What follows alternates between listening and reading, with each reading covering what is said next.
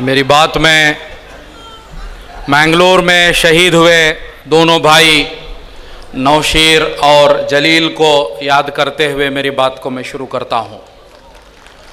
भाइयों, हमारे देश में हमारे देश के लोगों की सिटीजनशिप को छीनने के लिए ये कानून हमारे देश के संविधान में एक रास्ता ऐसा निकालकर बनाने के लिए आरएसएस आगे बढ़ा।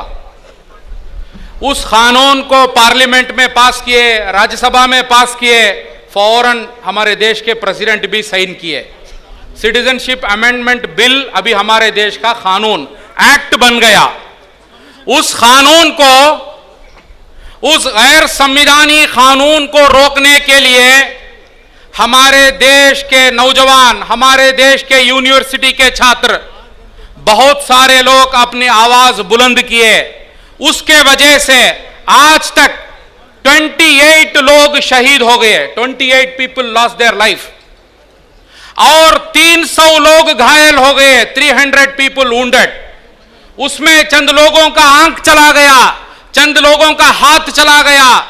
मैंगलोर में तकरीबन 7 लोगों के बॉडी में बुलेट वुंड्स है, दे आर वुंडेड ग्रीवियसली।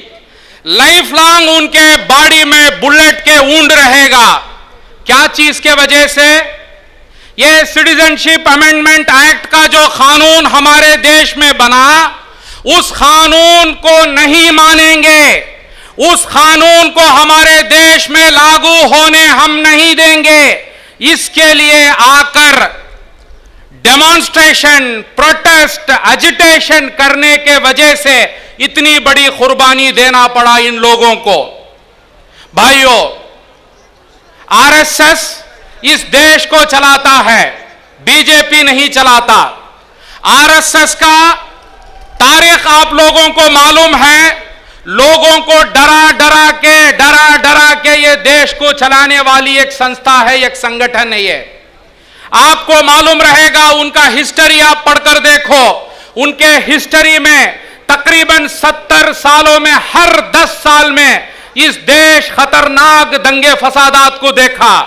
कभी बंबई को जलाया गया, कभी गुजरात को जलाया गया, कभी भिवंडी को जलाया गया, कभी कोयम्बतूर को जलाया गया, कभी मैंगलोर को जलाया गया। ऐसे दंगे फसादात, डर खौफ की पॉलिटिक्स, भया। उसके बाद हमारे देश में तकरीबन 10 इयर्स बम ब्लास्ट चल कर थे, 10 years of serial bomb blast. वो बम ब्लास्ट में मुसलमान डर डर के रहते थे, कम किधर बम ब्लास्ट हो जाएगा, किसको पकड़ेंगे। बाद में मालूम पड़ा ये पूरे बम ब्लास्ट के पीछे आरएसएस का हाथ है।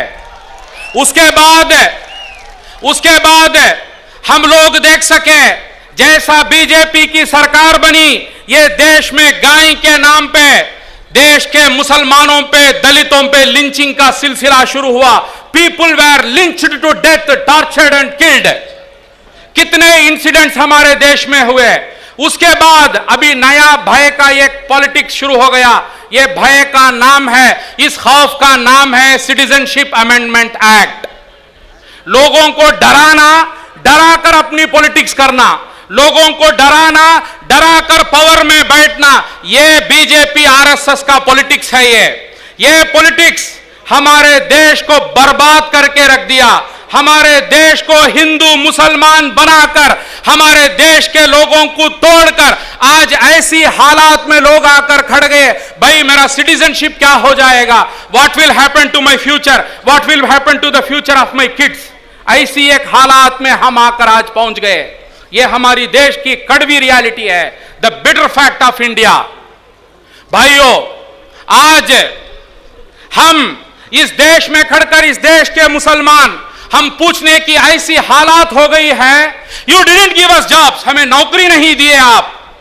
You didn't give us reservation, कोई रिजर्वेशन नहीं, कोई एम्प्लॉयमेंट नहीं मुसलमानों को। पॉलिटिकल रिप्रेजेंटेशन नहीं। क्या है पॉलिटिकल रिप्रेजेंटेशन? पॉलिटिक्स में मुसलमान तकरीबन 0, नील, कुछ भी नहीं। कहां है मुसलमान? आज छीनते अंतिम मुसलमान के पास बच के रहा उसका सिटीजनशिप। उसकी सिटीजनशिप को छीनने के लिए भी एक कानून। उसके लिए क्या बोले, हम अफगानिस्तान से, पाकिस्तान से और बांग्लादेश से लोगों को, वंचित लोगों को देश में लाकर बसाएंगे। द प्रोसिक्यूटेड पीपल बोलकर मीडिया में बीजेपी आरएसएस के लोग डिबेट करते हैं। persecuted people, who is the most persecuted community in the world? The Rohingya Muslims। Burma में जो लोग हैं, यूनाइटेड नेशन कहता है सबसे परसिक्यूटेड लोग रोहिंग्या के मुसलमान हैं। नेक्स्ट परसिक्यूटेड लोग श्रीलंका में जीने वाले तमिल समुदाय है, मगर उनको इंडिया में जगह नहीं देंगे। किसको जगह देंगे? किसको जगह देंगे? यह कानून के बारे में हमारे देश के प्राइम मिनिस्टर कहते हैं, भाइयों बहनों, यह कानून सिटीजनशिप छीनने के लिए नहीं, सिटीजनशिप देने के लिए है। यह दरअसल झूठ है। It is false propaganda by the BJP machinery. यह हकीकत में इस देश के मुसलमानों की, यहां के दलितों की, यहां के गरीब लोगों का सिटीजनशिप छीनने का कानून है। ये they want to pluck away the citizenship of the poor Indians and they want to give it to rich people. And ये ड्रामा कर लेकर है आरएसएस, ये ड्रामा कर लेकर है बीजेपी के ये लोग कहते हैं कि हम किसी का सिटीजनशिप नहीं छीनेंगे। जब ऐसा जन समुदाय आकर रोड में खड़ गया, बीजेपी आरएसएस मशीनरी डर गया अभी क्या होने वाला है, उसके वजह से ये लोग अभी बोलते हैं कोई डॉक्यूमेंट जरूरत नहीं है, सिर्फ आपका फला डॉक्यूमेंट दे दो, सिर्फ आपका ये डॉक्यूमेंट दे दो, सिर्फ आप वो डॉक्यूमेंट दे दो, आपको हम लोग छोड़ देंगे। ये सब ड्रामा है।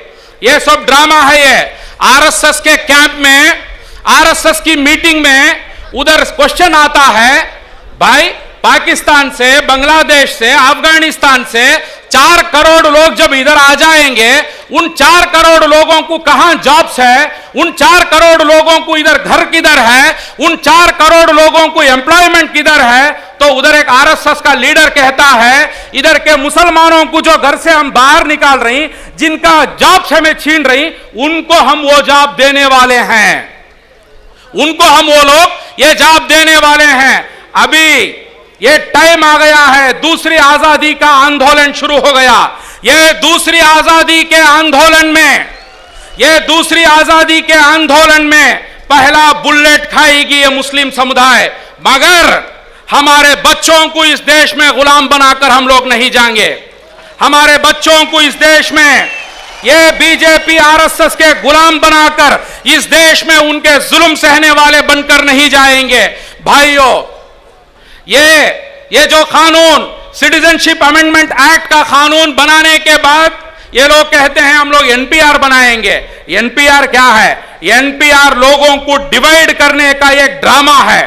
डिवाइड करके उन लोगों के पास से डॉक्यूमेंट नहीं है, वो नहीं है, ये नहीं है बोलकर उनको जुल्म करने का एक ड्रामा है एनपीआर। वो एनपीआर को कोई डॉक्यूमेंट नहीं देगा। It should start from the rich. कोई मालदार मुसलमान डॉक्यूमेंट नहीं देगा, कोई दलित अपना डॉक्यूमेंट नहीं देगा, कोई क्रिश्चियन अपना डॉक्यूमेंट नहीं देगा। देखेंगे मोदी और अमित शाह क्या करते हैं हमारे साथ, देखेंगे क्या है उनके पास, देखेंगे। We reject your NPR, we reject your NRC, we reject your CAA, we are not here to abide by whatever you say. हम आपके सामने सरेंडर होने वाले नहीं है।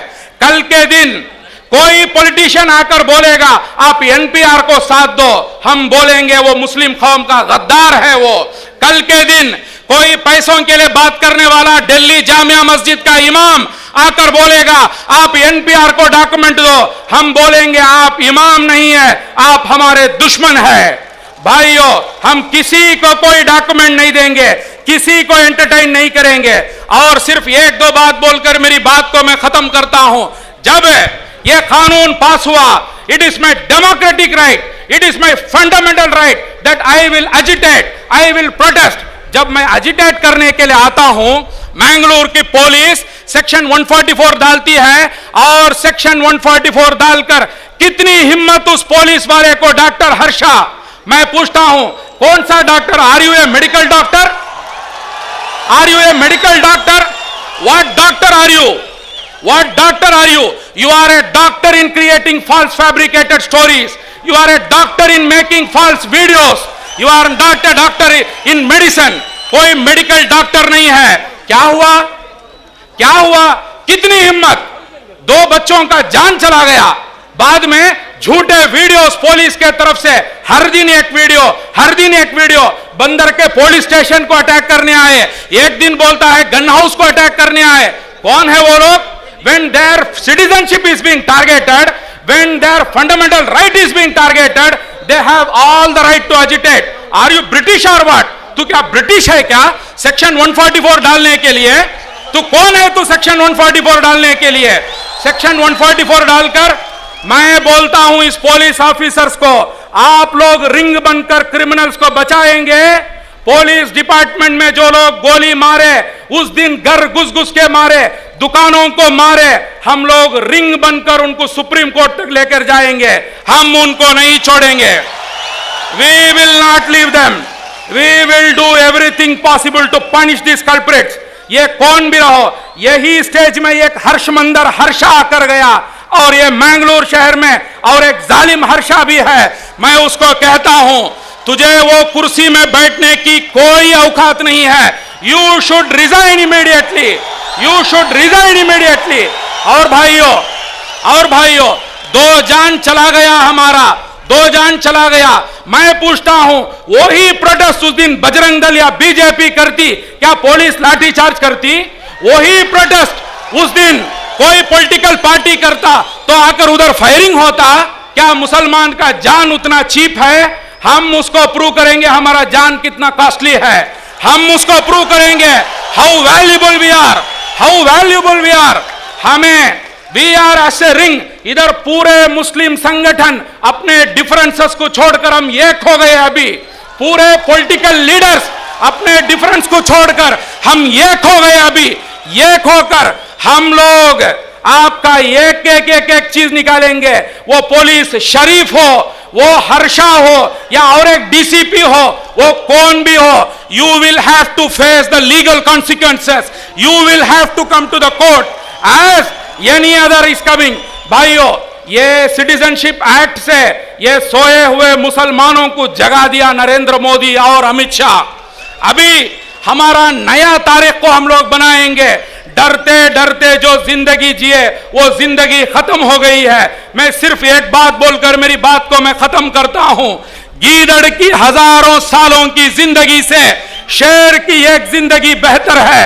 ये शहीद मिल्लत टिप्पू सुल्तान का ये कहावत है, और हम लोग टिप्पू सुल्तान के बच्चे हैं। वो चूहे आरएसएस नहीं है, वो अंग्रेजों के बूटों को चाट लेकर थे। तो भाइयों, ये जन समुदाय एक असाइनमेंट हम लोग लेकर जाएंगे कि हम लोग we reject NPR, we reject NRC, we reject anti people policies. कोई भी कानून आओ, हम उसको साथ नहीं देंगे। मैं आप लोगों को मुबारकबाद देते हुए, इन शहीदों को फिर से याद करते हुए मेरी बात को मैं खत्म करता हूं। जय हिंद।